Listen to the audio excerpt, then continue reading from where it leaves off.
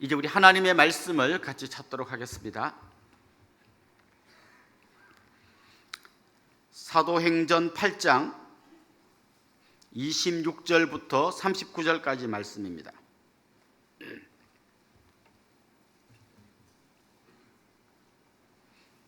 사도행전 8장 26절부터 39절까지 저와 여러분이 한 절씩 교독하도록 하겠습니다. 주의 사자가 빌립에게 말하여 이르되 일어나서 남쪽으로 향하여 예루살렘에서 가사로 내려가는 길까지 가라 하니 그 길은 광야라. 에디오피아 사람 곧 에디오피아 여왕 간다게의 모든 국고를 맡은 관리인 네시가 예배하러 예루살렘에 왔다가 돌아가는데 수레를 타고 선지자 이사야의 글을 읽더라. 성령이 빌립들을 빌립이 달려가서 선지자 이사야의 글 읽는 것을 듣고 말하되 읽는 것을 깨닫느냐? 대답하되 지도해 주는 사람이 없으니 어찌 깨달을 수 있느냐 하고 빌립을 청하여 수리에 올라 같이 앉으라 하니라. 읽는 성경 구절은 이것이니 일러스되 그가 도살자에게로 가는 양과 같이 끌려갔고 털 깎는 자 앞에 있는 어린 양이 조용함과 같이 그의 입을 열지 아니하였도다. 그가 굴욕을 당했을 때 공정한 재판도 받지 못하였으니 누가 그의 세대를 말하리요? 그의 생명이 땅에서 빼앗김이로다 하였거늘 그 내시가 빌립에게 청하되 청컨대 내가 묻노니 선지자가 이 말한 것이 누구를 가리킴이냐? 자기를 가리킴이냐? 타인을 가리킴이냐? 빌립 입을 열어 이 글에서 시작하여 예수를 가르쳐 복음을 전하니 길 가다가 물 있는 곳에 이르러 그 내시가 말하되 보라 물이 있으니 내가 세례를 받음에 무슨 그리낌이 있느냐? 이에 명하여 수레를 멈추고 빌립이 한 목소리로 같이 읽읍시다. 둘이 물에서 올라올세 주의 영이 빌립을 이끌어 간지라. 내시는 기쁘게 길을 가므로 그를 다시 보지 못하니라. 아멘. 우리 행복한 동산교회가 개척된 지 벌써 10년이 지났습니다. 이 10년 세월 동안 너무 아름답게 교회가 잘 자리 잡고 성장해 오고 있는데요. 오늘은 이제 행복한 동산교회 담임 목사님이신 강재승 목사님께서 성령에 끌려가는 교회 이런 제목으로 말씀 전해 주시겠습니다. 여러분 나오실 때 뜨거운 박수로 맞아 주시기 바랍니다.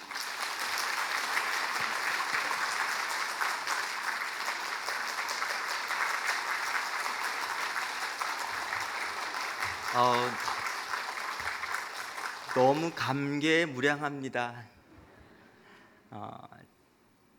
친정집에 온 기쁨도 있고요. 또 공간이 주는 그런 어떤 마음들도 있습니다. 10년의 세월이 지났지만 이 자리에 서니까 어제 일처럼 많은 추억들이 생생하게 일어나고 있음을 제 마음속에서 경험하게 됩니다. 다시 한번 여러분 사랑하고 축복합니다. 네. 함께 하나님의 말씀 나누기로 원합니다. 오늘 본문에 나오는 이 빌립 집사님, 주의 사자라고 이렇게 성경 기록하고 있는 성령께서 말씀하시기 전까지 그는 사마리아 성에서 사역하고 있었습니다. 사마리아 성에서의 선교 사역은 너무나 성공적이었습니다. 복음을 전하자 수많은 사람들이 주님께로 돌아왔습니다.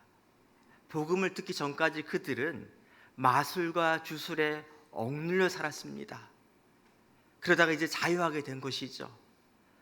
사마리아 성에서 일어난 이 놀라운 하나님의 역사들이 이웃한 예루살렘 교회에도 들리기 시작합니다. 그리고 예루살렘 교회에서 기둥과 같은 두 사도 베드로와 요한이 방문합니다. 그리고 안수함으로 성령이 임합니다. 할렐루야. 그러니까 사마리아 성에서 과거 한국 사회에 있었던 평양 대부흥 같은 놀라운 일이 일어난 거예요. 누구를 통해서요? 한 사람 빌립 집사님을 통해서. 여기까지 참 좋습니다. 그런데 갑자기 성령께서 그에게 말씀하시죠. 일어나 내려가라.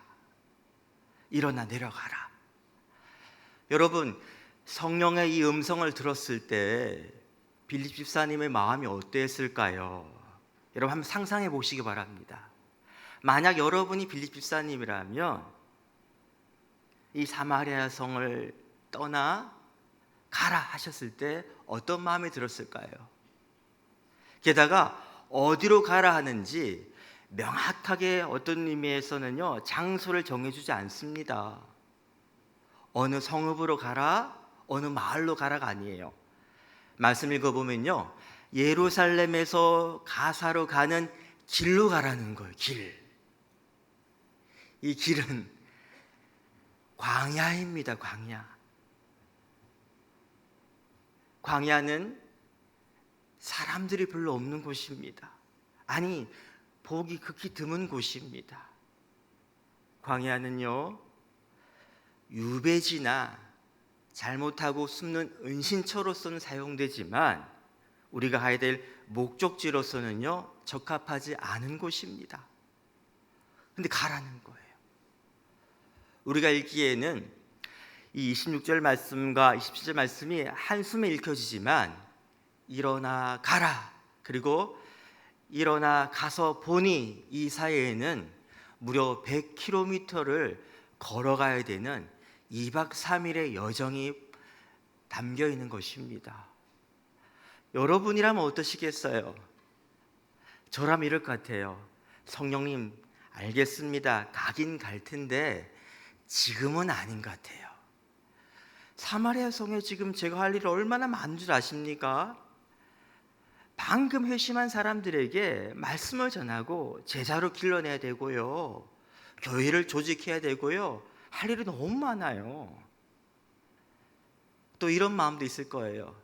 성령님 가긴 가겠지만 방금 베드로와 요한 사도를 만났잖아요. 저 외로웠단 말이에요. 힘들었단 말이에요.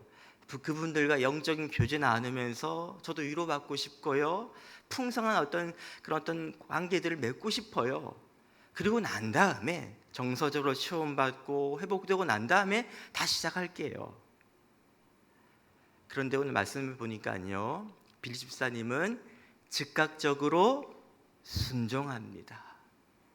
사랑하는 여러분, 여기 참 중요한 것 같아요. 이 부분이. 순종이라는 것은 하고 싶은 일을 하는 것이 아니라 명령받고 난 다음에 마음이 내키지 않아도 하는 게 순종입니다. 순종이라는 것은요, 반드시 내적 갈등을 유발합니다. 왜 내가 원하는 것이 있고 하고 싶은 것이 있는데 그것을 꺾고, 좀 어려운 표현이지만 자기 부인을 하고 난 다음에 순종이 가능해지니까. 저는 빌립 집사님의 순종이 참 위대한 것이 뭐냐면요, 아브라함 같은 경우에는 그의 결핍이 있었잖아요. 아들도 없고 땅도 없고. 가나안 땅으로 가면 아들과 땅을 주겠다 약속하셨으니까 갈 수 있지만 빌립 집사님은 지금 어떤 결핍이 없어요. 사역적으로 너무나 성공적이고요, 지금 외로웠던 그가 베드로와 요한의 방문 가운데 풍성한 교제를 나눌 수 있는 상황이라는 거예요. 그럼에도 불구하고 빌립 집사님은 순종합니다. 어려운 순종이고 위대한 순종입니다. 우리는 어려운 순종, 위대한 순종을 하고 난 다음엔 그 다음 상황들을 기대합니다. 힘든 순종했으니까 하나님의 더 크신 역사가 나타날 거야, 하나님의 위대한 일을 경험하게 될 거야. 아마 빌립 집사님도 그런 마음 아니었을까요?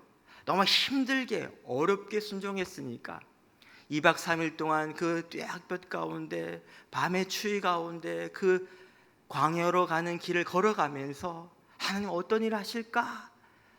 마음이 막 기대감이 부풀어 있었을 거예요.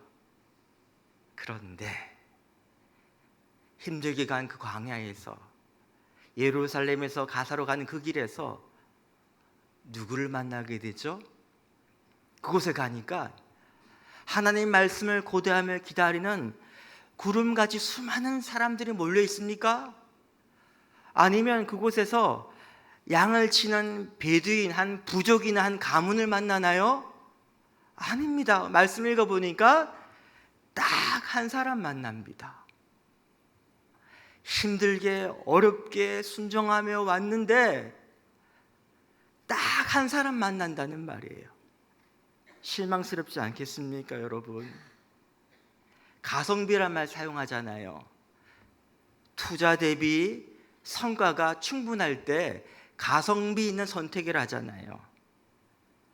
지금 이 힘들게 많은 것을 내려놓고 포기하고 내려왔는데 딱 한 사람 만났다 했을 때 이거는 인풋 대비 아웃풋이 너무 적은, 너무 상심되고 낙심되는 상황이라는 거예요. 여러분, 이게 참 중요합니다. 우리가 믿음으로 순종했을 때, 힘들게 어렵게 순종했을 때 많은 분들이 순종 이후에 낙심하게 됩니다. 실망하게 됩니다. 왜요? 이렇게 순종했는데 하나님 이게 뭐예요? 상황들이 실망스럽다는 거예요. 어느 전사님이 계셨습니다.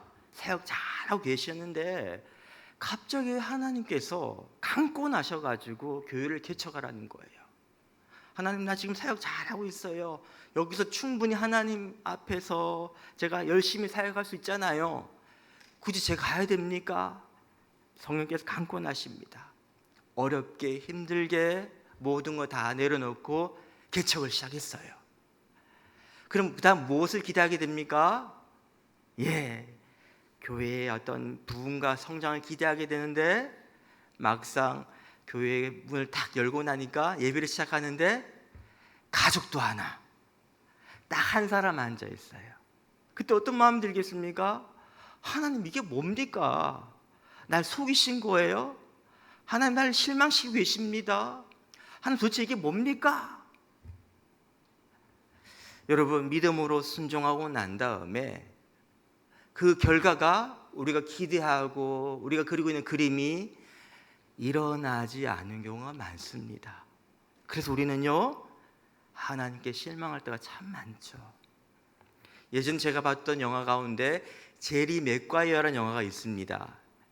그 영화의 주인공 탐 크루즈가, 물론 그는 성령의 음성을 듣고 순종한 건 아니지만 그가 원래 스포츠 매니지먼트, 그러니까 에이전트 그 회사에서 일하고 있는 분인데, 이분이 자기 일에 대해서 갑자기 회의감이 든 거예요. 왜냐하면 이 일 자체는 선수 한 명 한 명을 한 인격으로 대하는 것이 아니라 돈으로서, 연봉으로서만 바라보기 때문에 도대체 이건 아니다 싶어가지고 그 늦은 밤에 잘 나가는 그 스포츠 매니저가 윤리강령이라 해가지고 글을 막 작성합니다. 그리고 그것을 실수로 이제 사내 게시판에 탁 퍼뜨려 버린 거예요. 사람들에게 수많은 수군거림과 이런 걸 썼네, 놀라움이 이제 놀라운 어떤 반응들이 일어납니다. 앞에서는 이야기하죠. 제리 너 대단해, 어떻게 이럴 수 있어, 막 칭찬합니다. 뒤돌아서서는요, 쟤 너무 순진해가 안 되겠어, 쟤는 이제 이 업계에서 완전히 매장당할 거야. 정말 그 말 그대로 그는요, 그 이후에 그의 고객들, 그 선수들을요 다 잃게 됩니다. 딱 한 사람 남게 되죠. 태물 선수. 그 한 사람만 딱 남게 되면서 이제 큰 어려움에 봉착하게 됩니다. 물론 영화는 해피엔딩입니다. 하지만 그 겪었던 이런 상황들이 믿음으로 성령의 음성에 순종한 수많은 그리스도인들이 경험하는 거란 거예요.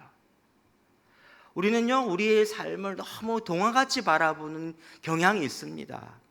왜? 순종해본 경험이 없기 때문에 그런 거예요. 순종하며 믿음으로 나가면요, 여러분, 그 주로 간증하시는 분들처럼 이런 어떤 드라마틱한 일들이 잘 일어나지 않습니다.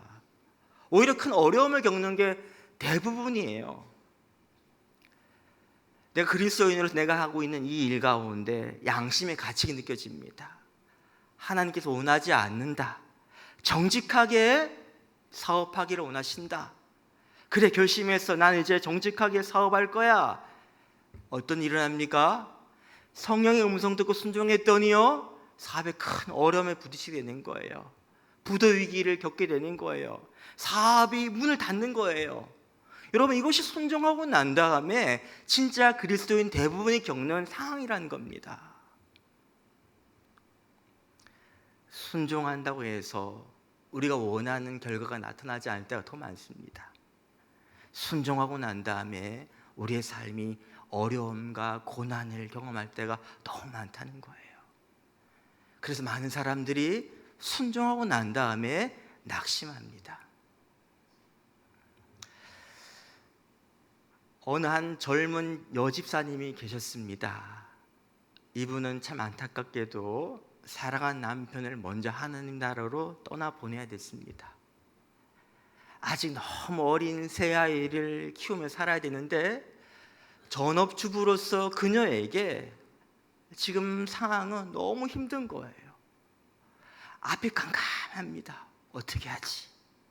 고민하며 기도하고 있을 때 마치 기도 응답처럼 친척 어른 한 분이 이런 좋은 제안을 합니다. 그 친척 어른분이 서울에서 사업장을 경영하고 계셨는데 너 서울로 올라와가지고 내가 하고 있는 이 사업장에서 매점 하나를 운영해라. 이 매점에 나오는 수익으로 충분히 너와 내 세 자녀가 생활할 것이다. 괜찮다. 와라. 여러분 같으면 어떻게 했어요? 야, 하나님 인도하셨구나. 감사합니다. 하나님은 갈 거 아니에요. 그렇죠? 딱 한 가지 문제가 걸립니다. 지금 우리가 주 5일 근무제지만 옛날에는요 일주일 내내 공장 운영해야 됐습니다. 공장 문이 열리면 매점도 문이 열려야 되죠. 주일 성수에 어려움이 생기는 것이죠. 이분이 기도합니다. 성령님께 길을 묻습니다. 성령님 응답은 괜찮아. 너 수예배 드리면 되잖아. 적당히 타협하면서 네가 지금 급하니까 급한 불 꺼. 그런 음성이었을까요? 아니라는 거예요. 결국 순종함으로 이 좋은 기회를요 포기하게 됩니다. 자, 이제 순종했으니까 하나님께서 복을 부어주실까요? 더 좋은 곳으로 채워주실까요? 그 사건 이후 집안에서 완전 찍혀버리게 됐습니다. 야, 제가 배가 부른가 보다. 아직 고생 더 해야 되겠다. 앞으로 지원해 주는 거 다 끊어버려. 이제까지는요 그래도 시골에서 쌀이라도 왔는데 다 끊어버려. 더 어려워지는 거예요. 더 어려워지는 거예요. 그런 상황을 바라보면서 그 여자 집사님의 맏아들이 속으로 이렇게 생각했답니다. 아이고, 별난 엄마 때문에 나와 내 동생들이 고생하는구나. 아휴, 이 별난 엄마 때문에 좀 적당히 하지. 그래요. 그 여자 집사님은 그 이후로 그 생계를 이어가기 위해서 힘든 일을 하게 됩니다. 화장품 외파는도 하고요, 행상도 하고 정말 고생하게 됩니다. 여러분, 순종하고 난 다음에 우리가 원하는 그런 일들이 일어나지 않는 때가 더 많다니까요. 간증의 이야기가 아니라 우리 현실의 삶은요 더 어려울 때가 더 많단 말이에요. 그럼 순종하지 말란 말이에요. 목사님, 지금 목사님 설교 의도가 뭐예요? 다시 오늘 본문으로 돌아가 봅시다. 한 사람 만났다 그랬죠, 여러분? 이 한 사람을 주목하시기 바랍니다. 이 한 사람은요 에티오피아 간다게 여왕의 국고를 맡은 내시입니다. 이 사람이 지금 예루살렘에 방문했어요. 12,000km 되는 먼 거리를 그가 순례하면서 온 목적은 딱 한 가지입니다. 그 영적인 목마름을 해결하기 위해서. 그 영적 목마름이 해결되었을까요? 기쁨이 충만할까요? 아닙니다. 왜냐하면 지금 방문하고 돌아가는 길인데도 여전히 성경책을 보고 있잖아요. 무슨 내용인지도 모르니 말씀을 읽고 있잖아요. 왜? 답답하니까. 진리를 갈구했지만 진리를 발견하지 못했기 때문에 답답하니까. 그도 그럴 것이, 그 당시에 예루살렘 성전에는 소위 하나님을 믿는 사람들이 많았지만 진짜 영과 진리로 예배하는 사람들은 없었습니다. 게다가 유대인들은 선민의식에 갇혀 있었기 때문에 이 간다게 국고 맡은 이 내시를 바라보는 시선은 그저 이방인, 게다가 고자네, 하나님의 성에 들어올 수 없는 사람이네, 이런 편견과 무관심과 냉대였다는 거예요. 그러다 보니까 그는요 목마름으로 왔지만 아직 물을 마시지 못한 더 목마름, 더 큰 실망감을 안고 돌아가다가 여러분 지금 빌립 집사를 만난 거예요. 이 둘의 만남은 기가 막힌 만남입니다. 왜? 예루살렘에서 지금 고향 땅 에디오피아로 가고 있고 사마리아에서 지금 가사로 가고 있으니까 이 둘의 만남은 이렇게 만나는 거예요. 한 점으로 만나고 있는 거예요. 만약에 빌립 집사님이 조금만 지체했더라면 어떤 일이 났을까요? 둘의 만남은 성사되지 못할 수도 있는 거예요. 자, 만나자마자 그에게 다가갑니다. 빌립 집사님이 무슨 책 읽고 있어요? 네, 제가 이 말씀을 읽고 있는데 이게 도대체 무슨 말인지 모르겠어요. 보니까 글쎄 이사야 53장에 고난받는 종에 대한 이야기인 거예요. 바로 예수님에 대한 이야기예요. 복음을 전합니다. 그 즉시 그 내시의 마음이 활짝 열립니다. 예수님을 영접합니다. 그 표현으로 물 웅덩이가 보이자 바로 세례를 받겠다는 거예요. 여러분, 이 물은 깨끗한 물이 아닙니다. 계절천이라 부르죠. 비가 오는 우기에만 물이 있고 그다음에 건기가 되면요 물이 없어지는, 그러니까 한마디로 더러운 똥물 웅덩이라는 거예요. 나름대로 고관대작인 그가 그 물에 들어가서 세례를 받겠다는 것은 그의 어떤 믿음의 반응이 확실하다는 거죠. 자, 세례를 베풉니다. 그 다음에 어떤 일을 합니까? 성령께서 다시 빌립 집사님을 다른 곳 데려가시는 거예요. 둘의 이 짧은 만남 이곳으로 끝입니다. 빌립 집사님은 그 후에도 이 내시를 만나지 못했을 거예요. 가끔씩 생각은 났겠죠. 그때 세례받았던 그 내시 신앙생활 잘하고 있겠지? 그 이후의 이야기에 대해서는 빌립 집사님 모릅니다. 하지만 우리는 알아요. 우리는 역사를 통해 알게 되죠. 많은 초대 교부들의 증언에 따르면 이 사람의 이름은 시므온 바쿠스라고 합니다.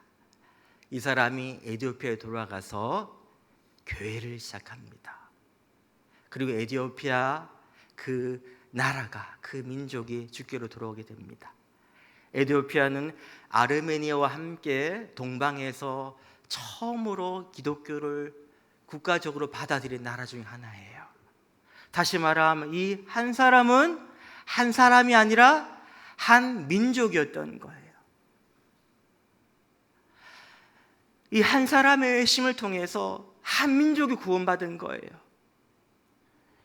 빌립 집사님의 그 순종을 통해서 수많은 사역들이 펼쳐졌겠지만 빌립 집사님의 사역의 가장 큰 열매는 바로 이 내시가 회심하고 난 다음에 맺어진 수많은 구원의 열매라는 겁니다.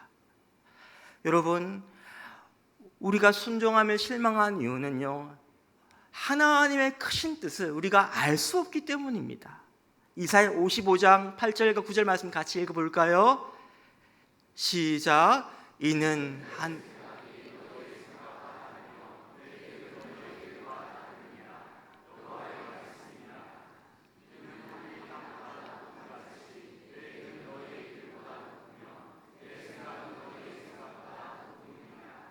순종하고 난 다음에 내 생각대로 그 일이 일어나지 않을 때가 더 많습니다.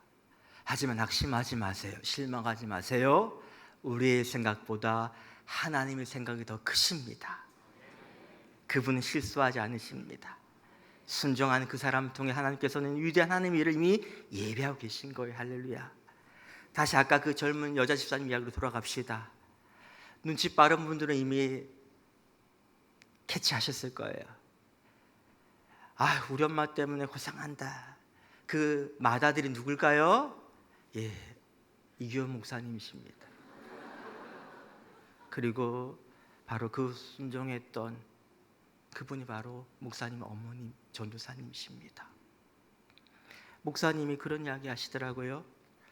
그때 우리 엄마가 서울 갔으며 나의 유년 생활은 경제적으로는 풍족했을 거야. 하지만 내가 목사님이 되었을까?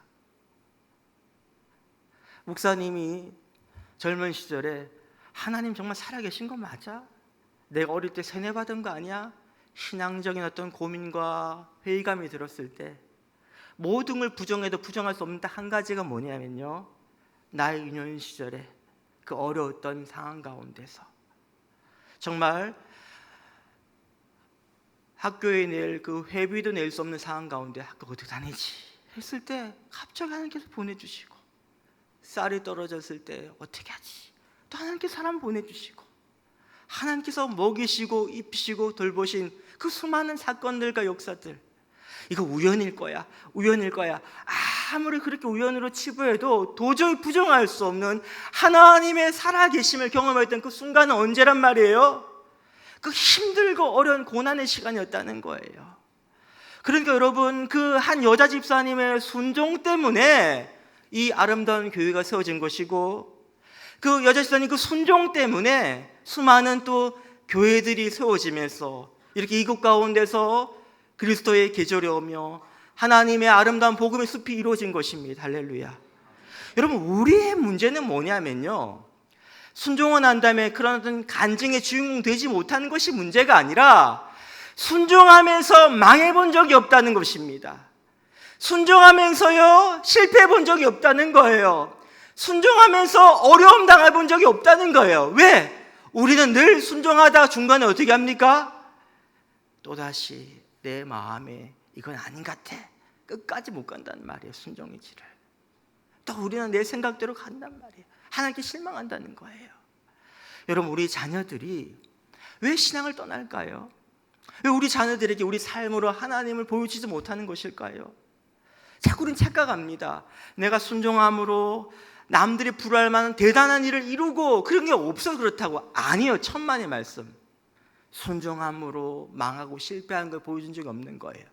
우리 엄마가 아빠가 늘 하나님 하지만 결정적인 순간에는 하나님 뜻이 아니라 결국 자기 뜻대로 하더라. 그걸 봤으니까 우리 엄마 아빠의 삶 가운데 하나님 없구나, 그러니까 하나님 없다고 말하는 거 아닐까요, 여러분?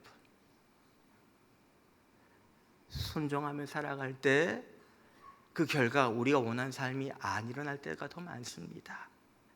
하지만 하나님은요 그 삶을 받으시고 역사하십니다.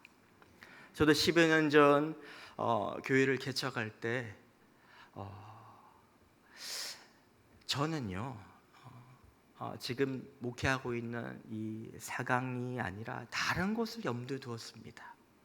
그래서 목사님하고 개척지를 두고 이야기할 때 저는 여기 갈 겁니다, 여기 신도시가 생긴 여기 갈 겁니다 했더니 목사님이 여기 가야 돼 이야기하셔가지고 아니요 저는 여기 갈 거예요 막 이야기하다가 목사님이 화가 많이 났을 때는 어떻게 말씀하시냐면요 이렇게 이야기해요. 우리 뒤에 교육 잘 들으세요. 네가 네 마음대로 해. 이거 굉장히 화가 났다는 표현이에요. 네 마음대로 해 그러시더라고요. 예 감사합니다, 제 마음대로 하겠습니다. 그런데 갑자기 아내와 저한테 사강에 대한 비전을 보여주시면서 가라는 거예요. 순종하면서 갔습니다. 저랑 교제하시는 장로님 한 분이 오셔가 교회를 방문하고 이렇게 말씀하시더라고요. 물고기가 많은데 그물을 내려야 되는데, 물고기가 많은 곳에 그물을 내려야지 그물이 가득한데, 그 말의 의미 뭔지 알죠? 친구 전사님하고 하는 말이 생긴 거는 그렇게 안 봤는데 시골 목회가 의아하다. 예, 지금은 제가 너무나 전형적인 시골 목사지만 10년 전 저는 여러분 모르시니까 그렇죠? 예, 그때는 좀 그렇지 않겠죠? 그때 제 마음이 뭐냐면요, 하나님 시골이지만 하나님께서 역사하셔서 큰 부흥하시 기대합니다. 아멘. 그렇게 함께 나아갔는데 제가 원했던 그림은 그려지지 않았어요. 때로는 그 가운데서 하나님께 실망감 가운데 하나님 이게 뭐예요? 라고 원망한 적도 있습니다. 하지만 10년 지나고 보니까요 하나님께 너무 귀한 영혼들을 만나게 하셨어요. 귀한 가정을 만나게 하셨어요. 우리 교회에 처음 믿은 신앙의 1세대 아이가 청년이 되는 그 영광을 보게 하셨습니다. 하나님께서 정말 귀한 교회를 섬기게 하시면서 하나님의 하심을 경험하고 있습니다. 사랑하는 여러분, 우리의 삶 가운데 순종을 통해서 그 대가집을 통해서 내 꿈이 깨어지고 내 그림이 지워지고 하나님의 뜻이 선명해지는 그 역사를 경험하시기 축복합니다. 우리 삶 가운데 살아 하나님의 역사하심이, 내 생각보다 그 크신 하나님께서 어떤 일을 행하실까를 여러분 꼭 천국 가서 알게 되는 놀라운 축복 누리시기를 소원합니다. 우리 함께 기도하기를 원합니다. 우리 삶 가운데 후회스러운 거는요, 다른 사람들한테 보여줄 만한 그런 대단한 하나님 역사들이 없어서가 아니라 하나님께서 보시고 기뻐하실 만한 순종이 없다는 것입니다. 성령의 이끄심 받는 거 다 원한다 그래요. 근데 우리가 원하는 건 뭐냐면 성령의 이끄심 받아가지고 내가 원하는 결과가 이루어지는 거 아니에요? 그 성령을 이용하는 것이죠. 성령의 이끌림 받는다는 것은 그분이 때로는 내가 원치 않는 것으로, 내가 원하지 않는 모습으로 사용하실 때가 많다는 겁니다. 그 가운데서 하나님의 일하심이 드러납니다. 그 가운데 하나님의 역사들을 경험하게 됩니다. 주님, 내 삶 가운데 너무 부끄러운 것은 순종함으로 내가 망한 적이 없고, 순종함으로 실패한 적이 없고, 순종함으로 내가 깨어진 적이 없음을 회개합니다. 내 짧은 생애 가운데 순종함으로 어떤 내가 원한 걸 얻어내는 삶이 아니라 순종함으로 철저하게 주 앞에 쓰임받기 원합니다. 내 뜻이 깨어지고 무너져서 오직 하나님의 뜻이 이루어지기 원합니다. 그런 마음으로 지나면 간절히 부르짖어 기도하겠습니다.